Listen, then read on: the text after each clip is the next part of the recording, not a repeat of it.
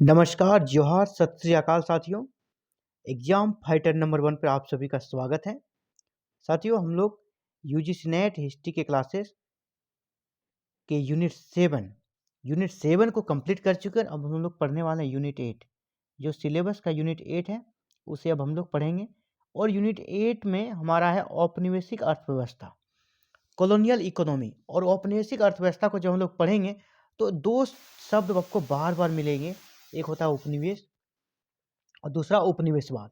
ये दो शब्द आपको बार बार मिलने वाला है, इसलिए आज के क्लासेस में हम लोग ये दो टर्म को समझेंगे। ये दो टर्म को अगर हम समझ जाते हैं तो आगे की पढ़ाई हमारे लिए आसान हो जाएगी, समझने में कोई दिक्कत नहीं होगा।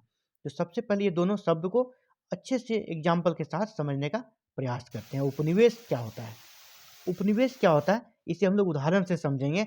आप लोग ये सुने ही होंगे, ब्रिटेन ने भारत में अपना उपनिवेश स्थापित किया, या ब्रिटेन ने दुनिया के बहुत सारे क्षेत्रों में अपने उपनिवेश स्थापित किए।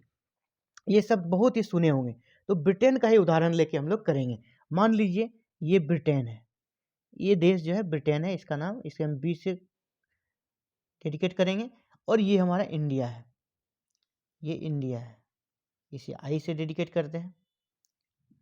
तो सबसे पहले ब्रिटेन ने इंडिया के किस एरिया को जीता? हम लोग जानते हैं कि सबसे पहले ब्रिटेन ने इंडिया में जो जो एरिया को जीता वो एरिया था बंगाल। इसे हम लोग 20 से लिखते हैं कि ये बंगाल है। तो ब्रिटेन एक शक्तिशाली मजबूत देश था और इंडिया एक कमजोर और अविकसित देश था, पिछड़ा हुआ देश था। तो ब्रिटेन ने, एक शक्तिशाली देश ने क्या किया? भारत के एक छोटे से एरिया बंगाल पर अपना नियंत्रण स्थापित कर लिया, बंगाल पर अपना कंट्रोल कर लिया। तो ये जो एरिया है बंगाल, यही हो गया ब्रिटेन का उपनिवेश। ब्रिटेन ने अपना उपनिवेश कहाँ स्थापित किया? बंगाल में। और धीरे धीरे इन्होंने क्या किया? मैसूर पे नियंत्रण का स्थापित किया, मैसूर पर भी कब्जा कर लिया। तो मैसूर पर भी नियंत्रण कर लिया तो ब्रिटेन का उपनिवेश का क्या हो गया? विस्तार। और अब वो मैसूर पर भी कब्जा कर लिया। ऐसे उन्होंने धीरे धीरे पूरे भारत पर कब्जा कर लिया। तो पूरा भारत क्या कहलाया?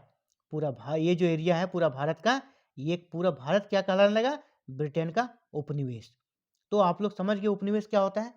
जब कोई शक्तिशाली देश किसी दूसरे देश के कुछ क्षेत्रों पर अपना नियंत्रण स्थापित कर लेता है तो वो जो क्षेत्र है उसे उपनिवेश कहा जाता है, जिस क्षेत्र पर नियंत्रण स्थापित करता है।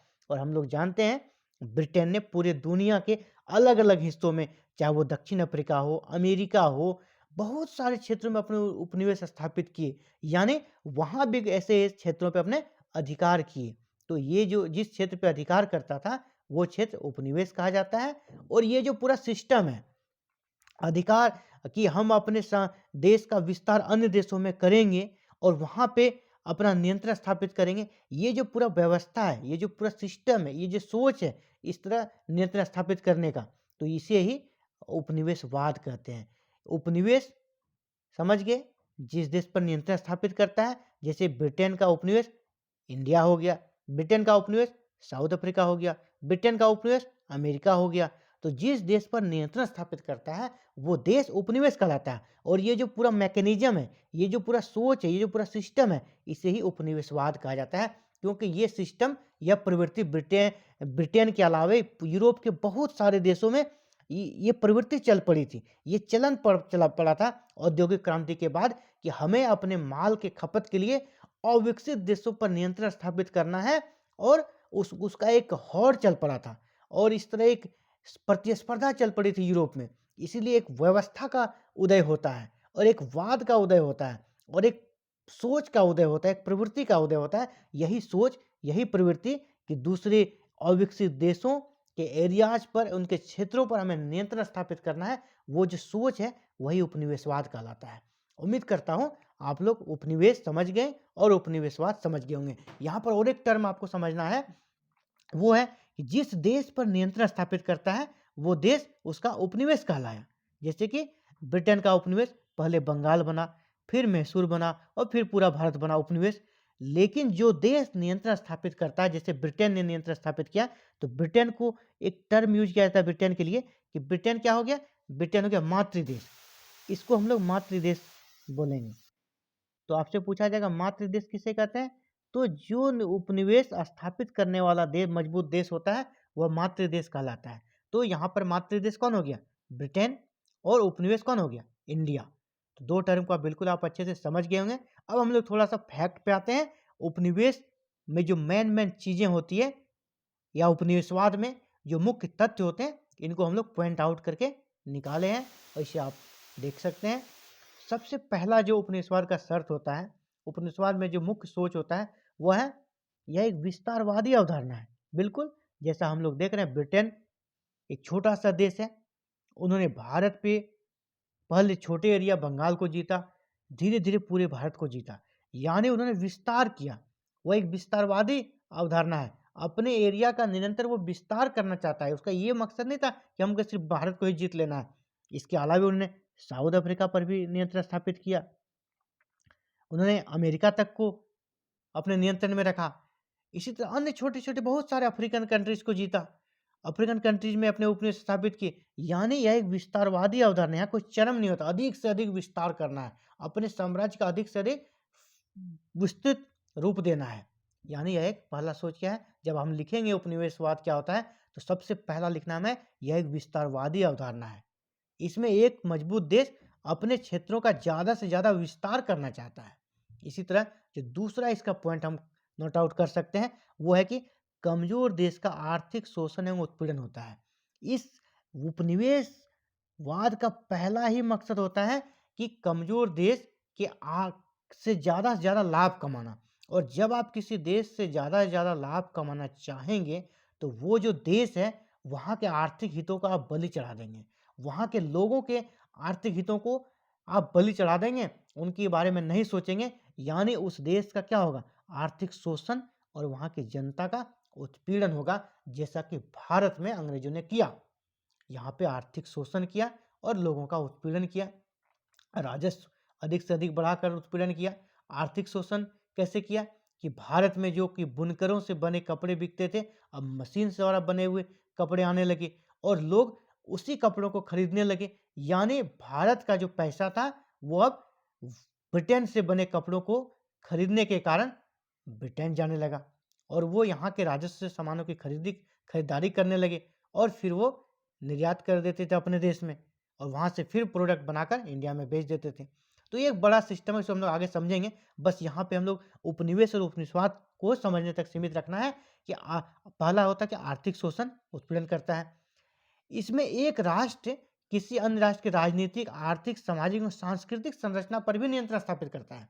यानी जब वो आर्थिक लाभ स्थापित करना चाहता है, आर्थिक लाभ कमाना चाहता है, उस वक्त उसे ये महसूस होता है अगर राजनीति पर नियंत्रण स्थापित कर लें और समाज और संस्कृति पर भी अपनी सर्वश्रेष्ठता सिद्ध कर दें तो आर्थिक जो लाभ है, आर्थिक शोषण का जो प्रक्रिया है उसे आसान हो जाएगा चलाना। क्योंकि राजाओं से परमिशन लेना पड़ता था, भारतीय राजाओं से बहुत सारे परमिशन लेके बहुत सारे उन्हें छूट प्राप्त किए, जिसे मैग्ना कार्टा वगैरह कहा जाता है। तो वो जो उसे लेना पड़ता था परमिशन, कभी कभी राजा नहीं भी देते थे, इससे उससे परेशानी होता था, उसको आर्थिक जो प्रगति थी, आर्थिक जो लाभ कमाना उसमें उसको समस्या होता था।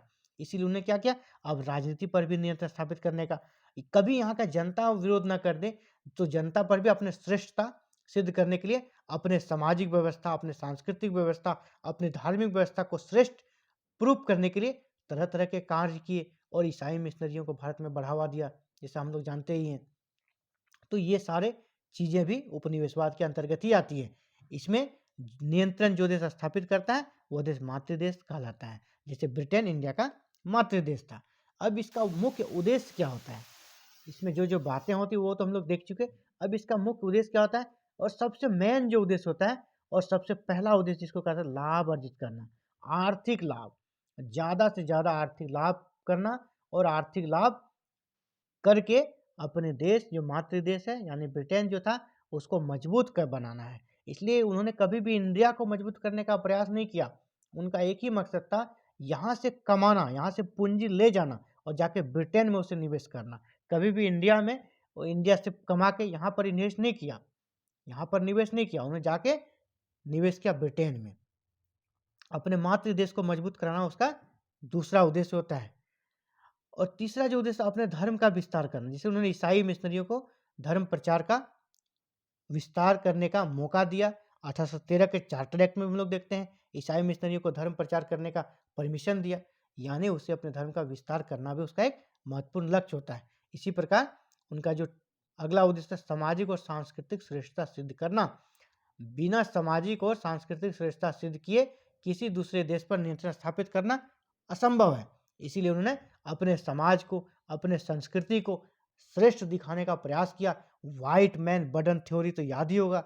उन्होंने व्हाइट मैन बर्डन थ्योरी क्या सिद्धांत दिया भारतीयों के बीच, और कहा कि हम सफ़ेद लोग, हम गोरे लोग काले लोगों को सभ्य बनाने आए हैं। हमारी सामाजिक व्यवस्था, हमारी सांस्कृतिक व्यवस्था, हमारी धार्मिक व्यवस्था काफ़ी उन्नत है, श्रेष्ठ है। आप हमारे साथ आइए और आप भी श्रेष्ठ बनिए, और हम आप लोगों को बस वही श्रेष्ठ बनाने के लिए तो आए हैं।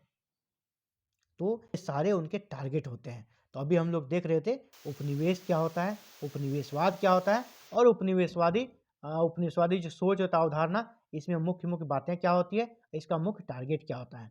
उम्मीद करता हूँ आज का वीडियो आपके लिए काफ़ी फायदेमंद रहा होगा। मिलते हैं अगले क्लास में। औपनिवेशिक अर्थव्यवस्था जब भारत में स्थापित हो जाती है तो समय समय पर उसका रूप बदलता है। औपनिवेशिक अर्थव्यवस्था एक ही तरह पूरे ब्रिटिश काल में नहीं रही है, तो उनके अलग अलग स्टेप रहे हैं। तो औपनिवेशिक अर्थव्यवस्था के 3 स्टेप हैं, उसके जो 3 चरण हैं, इसी 3 चरण को हम लोग नेक्स्ट क्लास में पढ़ेंगे। और अभी फिलहाल आज के लिए इतना ही। Thank you for watching this video and connecting with exam fighter number 1। Have a nice day. All the best साथियों।